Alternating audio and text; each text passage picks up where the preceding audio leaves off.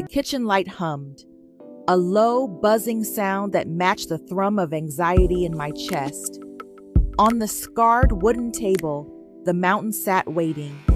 It wasn't made of rock, but of paper, stacks of medical bills that felt heavier than lead. I reached for the gold cross at my neck, the metal warm from my skin. "One shift at a time," I whispered. $1 at a time. Before the sun even cleared the row houses, I was moving. I hauled heavy mulch and scrubbed floors until my reflection stared back from the linoleum. My hands were blistered, and my denim jacket felt like armor I wasn't allowed to take off. Every cent went into the jar, but it was filling much slower than the mountain was growing. On my way home, I saw Mr. Henderson struggling with his groceries. My legs screamed for rest, but my heart wouldn't let me pass. "I got you, Mr. H," I said. He tried to offer me a few crumpled bills, but I pushed them back.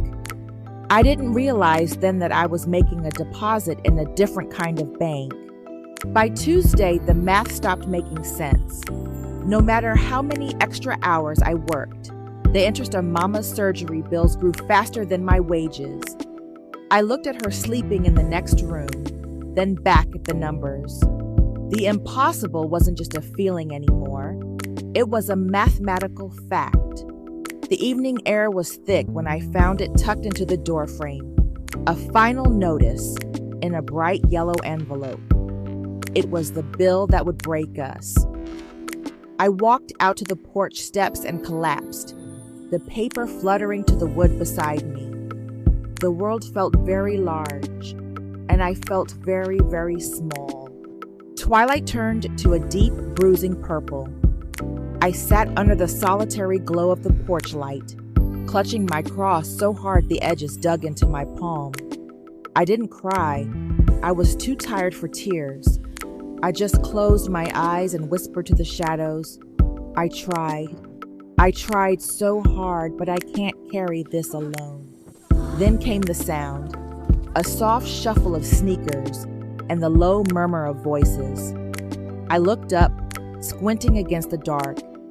Figures were moving down the sidewalk like a slow-moving tide. At the front was Mr. Henderson, holding a small lantern, followed by the mothers from church and the kids I'd tutored. "Kia, honey," Mrs. Gable said, stepping onto the porch with a woven basket. "We heard the mountain was getting too high, but you forgot something. Your mama was the one who taught us how to climb." One by one, they stepped forward with envelopes and handwritten notes. It wasn't just money, it was 20 years of returned kindness. I stood frozen, the basket in my arms.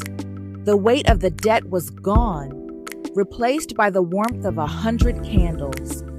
I looked at the faces, the community my family had loved, now loving us back. In the glow of the neighborhood, the impossible simply ran out of room.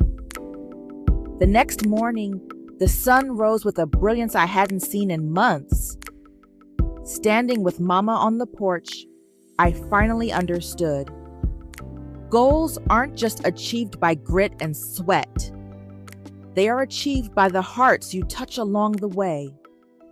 The harvest had finally come. Thank you for being part of the peace movement. If this story moved you, please like, subscribe, and check the links in the bio to stay connected. I'm Tanya S. Willis. Stay peaceful.